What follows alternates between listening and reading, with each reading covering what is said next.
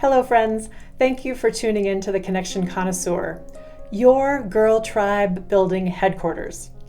My name is Brenda Ridgley. Remember back in school age days when we were all completely consumed by our friends?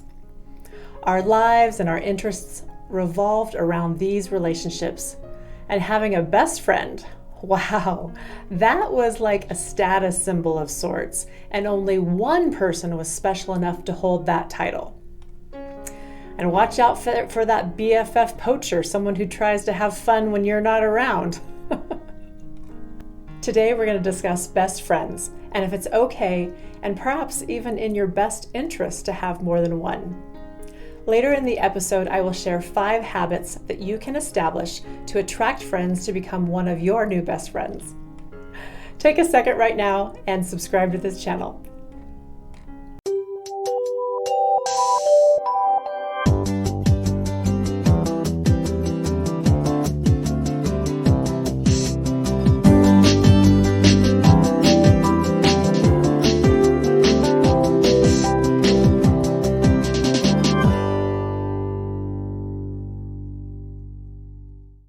We have been programmed to believe that best friends is an exclusive relationship between two people, usually of the same gender, and they're our most valued platonic connection. The Merriam-Webster Dictionary defines it as 1, a person's closest and dearest friend, or 2, a person's most desirable or valuable possession or resource. You've heard the saying, diamonds are a girl's best friend? Well, breaking it down even more, the word best is defined as of the most excellent, effective, or desirable type and quality, or to the highest degree. At first, you may think that best is singular. However, I suggest that although they are likely few in number, best can and probably should be plural. Our lives are dynamic and busy. We have many interests and things that we are naturally drawn to. As such, our friendships are also dynamic, each unique in their own way. Limiting our best friend option to one could limit our expansion in some of the areas of our life that we think are important. Let's say, for example, you love camping. And you love sitting around a campfire and making s'mores and drinking some wine and sleeping under the stars. But your best friend doesn't really care for camping and prefers to explore bed and breakfasts when she has a weekend to travel. Well, you think that sounds fun too, so you follow her lead and later find that years have gone by and you have not gone on a camping trip. There is just little opportunity to pursue one of the things that you love with your monogamous best friend lifestyle. Multiple best friends can serve different roles and interests in your life. You can have a best friend that's willing to go into an in-depth analysis of The Bachelorette with you, and another best friend who you can ask for advice on work-related issues. You can have a best friend who you can adventurously travel the world with, and even go camping. And then another who you go for weekends in the city and go shopping. One best friend may go way back to junior high, and they're like part of your family. And the other one you may have met much more recently, but you just get each other. I propose that a best friend is not a person, but a tribe of your people. Here are a few reasons why it's best to dissect that role into a handful of resources that are each excellent, effective, or desirable in their own unique way. First, if you have more than one BFF, it's more likely that at least one of them is available at any given time. When a major crisis or celebration comes your way, someone always has your back or an ear to listen. More besties equals more options. Another one, when we have more than one best friend, it actually benefits us in our role and responsibility as a best friend. It kind of takes the pressure off. A solo best friend commitment is not to be taken lightly.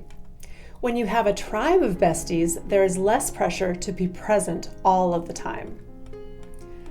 Each of our best friendships is special in their own way.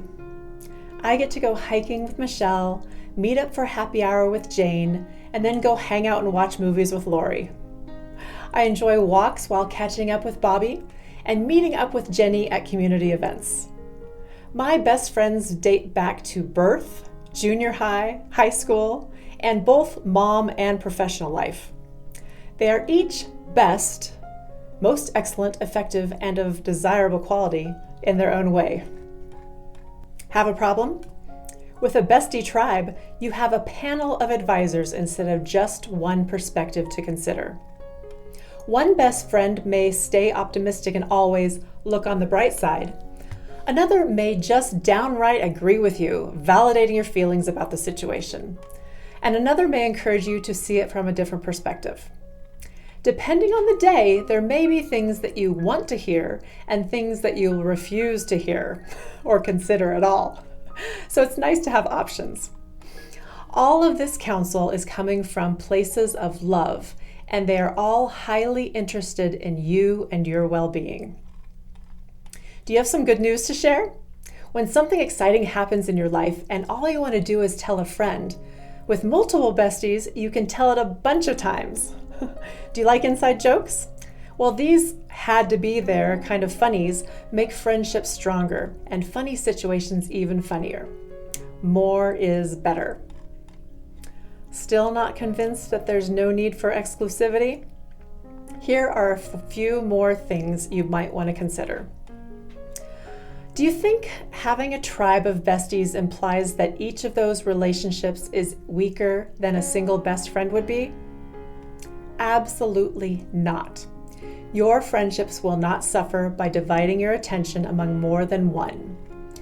It's like mothers out there, you get this. You love your kids equally, right? But differently. It's how it works. The same goes for besties. Having one best friend feels like kind of low-key possessive also, right? A possessive pal who demands exclusive rights and access to our life is not really the desired result. Also, when we rank one individual above everyone else in our life, doesn't that suggest there's a competition of sorts among friends? Just doesn't sit well. Let's not forget here that we are grown-ups, and that means we get to choose who we hang out with, as well as how we refer to them. No one can tell you how to define your friendships and how many best friends to have. Are you looking for best friends? You know, besties are not rationed out to everyone or delivered by default at birth, right? You have to foster these friendships yourself. Here are 5 habits you can develop to attract more best friends in your life. The first one is confidently projecting the best version of yourself. People are attracted to people who show up confident. We don't want to come off cocky or self-centered here, but rather authentically full of life and present. It's as simple as standing up straight with your shoulders back and your head held high. Look people in the eye when you talk to them and smile. Be interested rather than interesting. And if you make everyone you encounter feel like $1,000,000, you are certain to make new friends. Avoid negative self-talk.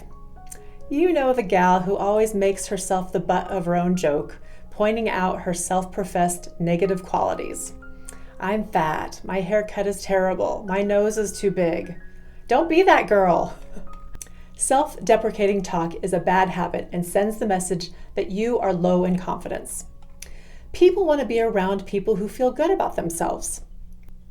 Be the person that you want to be friends with.